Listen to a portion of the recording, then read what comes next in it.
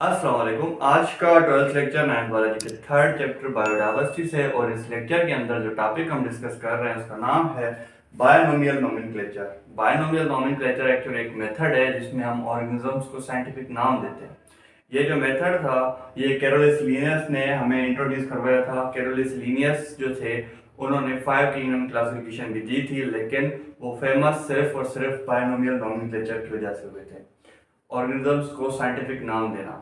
Definition को अगर देखें, it is a method of giving scientific naming to the living organisms.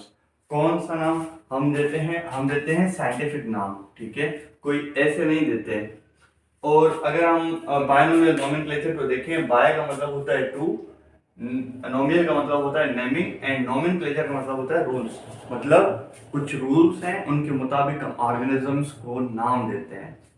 अगर हम देखें कि हम ऑर्गेनिजम्स को कैसे नाम देते हैं, तो हमने टेक्सोनोमिक हायरार्की पढ़ी है। टेक्सोनोमिक हायरार्की में हमने टेक्सॉन्स पढ़े थे, जो लास्ट में एक पेयर था जीनस और स्पीशी का।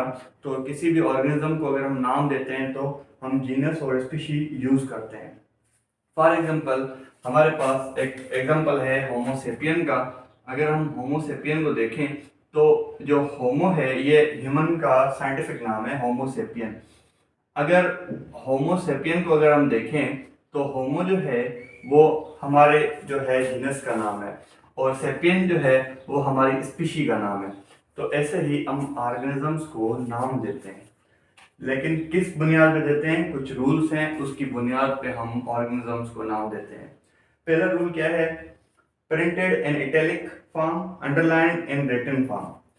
अगर कोई साइंटिस्ट रिसर्च कर रहा है और उसको कंप्यूटर में टाइप कर रहा है तो वो जो नाम यूज करेगा, for example Homo sapien, Rana टिग्रिना, allium cepa, ऐसे बहुत सारे नाम हैं। अगर वो नाम लिखेगा तो उसको इटैलिक फॉर्म में लिखेगा, ये रूल है। और अगर किसी बुक में लिखेगा या इवन दो मैं यहाँ बोर्ड पे लिख रहा हूँ तो मुझे क्या करना है? मुझे अंडरलाइन करना है। मतलब ये एक रूल है, साइंटिफिक रूल है इसका। सेकंड रूल क्या है? जीनस नेम जो होगा उसका जो फर्स्ट कैपिटल होगा और फर्स्ट लेटर होगा वो हमेशा कैपिटल होगा, और जो स्पीशी का नेम होगा वो सारा का सारा स्मॉल लेटर्स में होगा। कैसे? अगर हम देखें अगेन होमोसेपियन को, तो होमो होमो क्या है? हमारा जीनस नाम है और होमो का फर्स्ट लेटर कैपिटल होना चाहिए, जैसे मैंने यहाँ पे कैपिटल लिखा है। और अगर जो स्पीशी है उसका कोई भी लेटर कैपिटल नहीं होना चाहिए, मैंने सारे स्मॉल लेटर्स में लिखे हैं। तो मतलब मैं रूल्स के मुताबिक मैंने लिखा है। अगर मैं सेपियन का एस बड़ा कर देता, कैपिटल लेटर में लिख लेता, तो ये भी रूल्स के खिलाफ था। और तीसरा जो रूल है वो ये है, generally written in full, second time can use abbreviation. क्या होता है कि अगर जब आप ऐसे लिखते हो किसी फ्रेंड पे या टीचर पे, तो ऐसे में फर्स्ट टाइम आप उसका नाम शो करते हो, लेकिन सेकंड टाइम या थर्ड टाइम आप उसके बारे में जब बात करते हो तो आप एब्रीविएशन यूज करते हो, ही या शी ऐसे करके।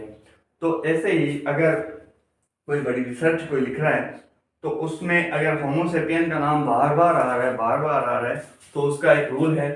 रूल क्या है कि जो जीनस का नाम है, जीनस का नाम है उसका सिर्फ और सिर्फ फर्स्ट कैपिटल लिखेंगे, ठीक है, फॉर एग्जांपल एच, और डॉट लगा देंगे। आगे जो है स्पीशी का पूरा नाम लिखेंगे, सेपियन, एच सेपियन।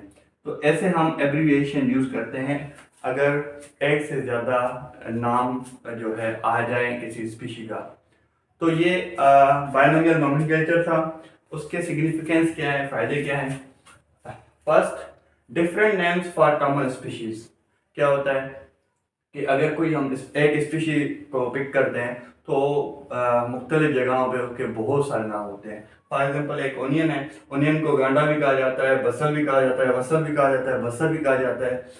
तो एक ही स्पीशी है लेकिन उसके बहुत सारे नाम हैं। तो उसको अगर हम साइंटिफिक नाम दें एलियम सीपा, तो ये मतलब एक इजी हो जाएगा साइंटिस्ट के लिए।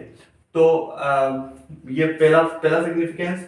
Second, common name for different species.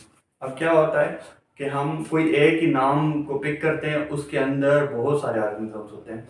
जैसे हम अगर ब्लैक बर्ड कह रहे हैं तो उसका मतलब क्रो भी हो सकता है, उसका मतलब रेवन भी हो सकता है। तो अगर हम इनको साइंटिफिक नाम दें तो क्या होगा, इजी हो जाएगा समझने के लिए कि हम किसकी बात कर रहे हैं।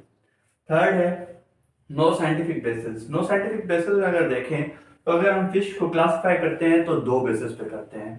फर्स्ट कि उसके पास गिल्स होने चाहिए और सेकंड उसके पास फिन्स होने चाहिए।